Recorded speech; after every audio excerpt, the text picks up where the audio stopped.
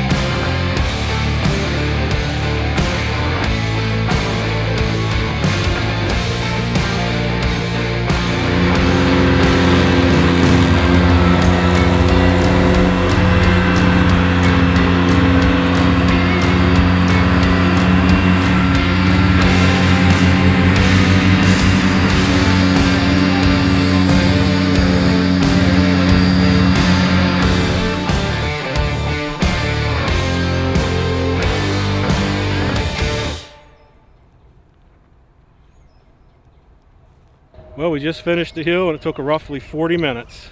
After this job, we're going to put the finish mower on and go straight to the yard. I like to mow on the side the best, and sometimes you run into an issue, then you have to change positions. So, what are some of those issues that you ran into on this hill?